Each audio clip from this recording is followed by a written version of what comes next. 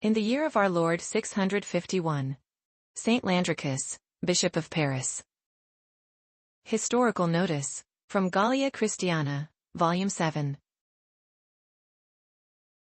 Landericus, Bishop of Paris, joined other bishops in granting freedom and immunity to the monastery of Saint Denis, a privilege given by King Clovis II on June 22, during the 16th year of his reign.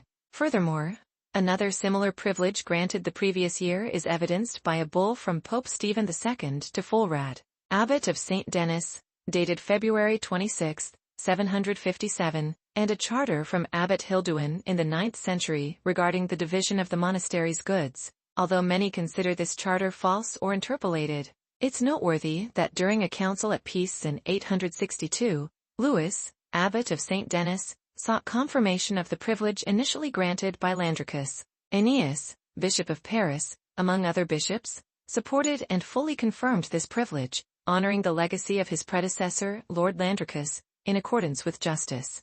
The Chronicle of Saint Maxentius mentions Landericus, Bishop of Paris, in Libeius's Volume 2 of the Library, during the time of Clovis, son of Dagobert, Onzoaldus of Poitiers, Denis, Landericus, Bishop of Paris, and others are noted. Various ancient and recently published hagiologies and breviaries also mention him, as detailed by the Bollandus in Volume 1 of June. It's surprising to some, including Valetius, that Adalbert isn't listed between Chrodebert and the Bishop of Paris. According to authors from the times of Dagobert, Clovis II, and Clotaire III, or from the councils held then, there's no record of a Landericus as the Bishop of Paris. However, the Landericus addressed by Marculfus in his formulas might be another from Meaux, mentioned by Molanus in the Index of Saints of Belgium. Although the records of the Church of Paris and ancient lists of its bishops mention him, Marculfus published his formulas during the reign of Clovis II, around the year 654, when Pharaoh was in Meaux. No other Landericus is recorded in church records except for the one in Paris, as clearly shown in the preface by the esteemed Hieronymus Bignon, a notable figure of the Parisian Senate, who first brought Marculfus's formulas to light in 1613, later published by Bellucius in the second volume of the Capitularies. Landericus is also said to have been the first to build and endow the famous hospital at the entrance of the Mother Church, commonly known as the House of God. He is especially celebrated for his incredible charity towards the poor, famously selling even his household furniture during the famine of what Mabillonius believes was the year 651. It's even said he destroyed the sacred vessels of the church to provide food for those in need. Saint Landericus was buried in the church of Saint Germanus of Auxerre, where his relics are still preserved. In 1171, they were placed in a wooden box by Maurice de Sully. Later, on September 17, 1408, Peter of Ordiamonte discovered them along with some old, worn documents bearing the name of Landericus, Bishop of Paris, and reverently placed them in a silver box on a column behind the main altar. The memory of the holy bishop is solemnly celebrated in the Church of Paris on June 10.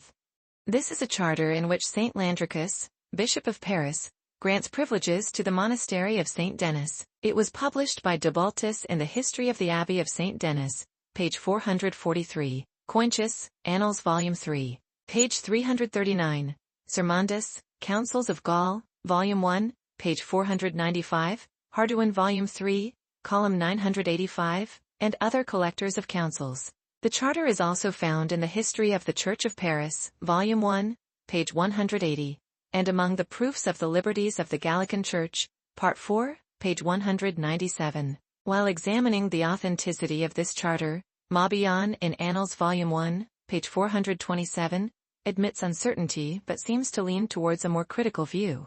Launoius, in Assertions of Inquiry into the Immunity of Saint Germain of the Meadows, Part 4, Chapter 10, Section 1, 3, accused this document of being forged, offering several arguments. Some of these arguments were refuted by Cointius and the writer of the History of the Church of Paris.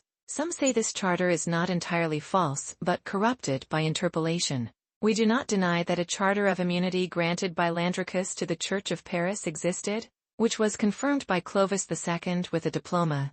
However, we believe it was lost and a new one was fabricated around the 9th century. Certainly, if Landericus' charter, which we present here, is compared with Clovis' diploma, It will appear entirely different from the one confirmed by this diploma. We follow the reading of doublet. Year 652. From Braquini Diplomatics, Charters, Laws, Volume 2. By the grace of God, Landericus, Bishop of the Church of Paris, Lannois, as mentioned above, denies that a Parisian bishop named Landericus existed at this time. This is incorrect, as can be seen in New Gaul, Christian Volume 7, Column 24.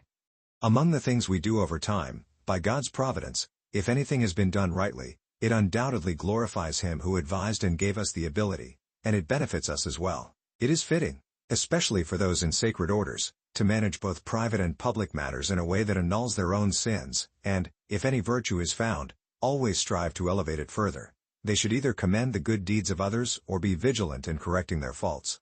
There should be a grateful familiarity among all the faithful of God, along with timely readiness in expecting and giving benefits, so that nothing worthy is denied to anyone who requests it. Not only should nothing be refused, but more worthy things may also be requested from others. Therefore, let all worshippers of the Catholic Church know that the most glorious Lord Clovis, King of the Franks, illuminated by divine light, humbly requested our utmost humility, so that both we and our canons remain vigilant in correcting their faults. In the spirit of common brotherhood, and with the privilege of security and stability, we issue this decree in honor of Saint Dionysius and his companions Rusticus and Eleutherius. Having been crowned with martyrdom, they rest at their basilica, where they are celebrated for their miraculous virtues. This is also the resting place of Dagobert, a former king, and his mother, Queen Nantildes. The Holy Carthaginian Synod, convened by the esteemed Boniface and his fellow bishops, does not forbid monks from living under their own privileges. Moreover, the writings of St. Augustine on ecclesiastical ranks reinforce that monks who live peacefully according to their rule should rest under their unique law, free from clerical interference. This ensures that the secular world does not disturb those governed by the strict rule of service to the Lord. Considering this, and acknowledging that the canonical institution does not oppose us in this matter, we find the request of Lord Clovis the King compelling, as it is difficult to resist. Out of respect for these great martyrs, to whom he has entrusted himself, we permit the monks to live according to their holy order. They may pray to God for us and for all the brothers of our church. I have granted this privilege wholeheartedly, with the agreement of my brothers.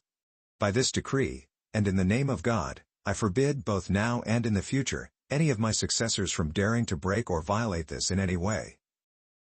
Specifically, every priest or cleric, whether inside the castle of the most blessed martyr Saint Dionysius or outside, in the place called the Fountain of Saint Remigius, as marked by the road leading by the meadow called Formosum, up to the church of Saint Quintinius the Martyr, and from there along the royal road until reaching the fish pond at the head of the Tricinus Bridge, as marked by the meadows belonging to the brothers, up to the aforementioned place of the Fountain of Saint Remigius. All those serving the churches within this defined area shall be free and exempt from all debt and payment of visitation dues. However, we wish, and for the reverence of Saint Dionysius the Martyr, we grant that if they have a need, they may receive chrism and oil from our bishopric or that of our successors without charge.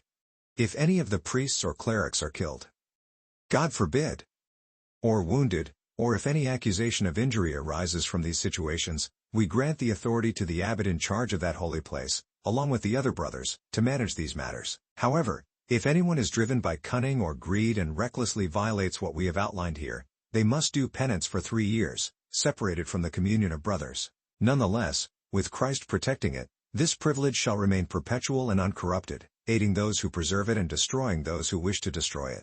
We have strengthened this decree with our signatures to ensure its validity in our times and in the future, and we earnestly ask our fellow bishops and brothers to also confirm it. In the name of Christ, I, Landericus, though a sinner, Bishop of the city of Paris, have agreed to and signed this privilege. Muniamundus, Bishop, agreed and signed. Gonualdus, Bishop, agreed and signed. Pulpholinus, Bishop, agreed and signed. Armentarius, Bishop, agreed and signed. Runicus, Bishop, agreed and signed.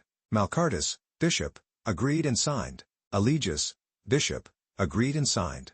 Greater, Bishop, agreed and signed. Ioannis, Bishop, agreed and signed. Purgandofart, Bishop, agreed and signed. Ritualdus, Bishop, agreed and signed. Baldemarus, Bishop, agreed and signed. Adenis, Bishop, agreed and signed. Taurinus, Bishop, agreed and signed. Eustachius, Bishop, agreed and signed. Laridandus, bishop, agreed and signed. Ferdiferdus, bishop, agreed and signed. Autobertus, bishop, agreed and signed. Clarus, bishop, agreed and signed. Lastardus, bishop, agreed and signed. Litorius, bishop, agreed and signed. Bishop Palladius agreed and signed. Bishop Aetherius agreed and signed. Bishop Ingildus agreed and signed. Bishop Odebertus agreed and signed.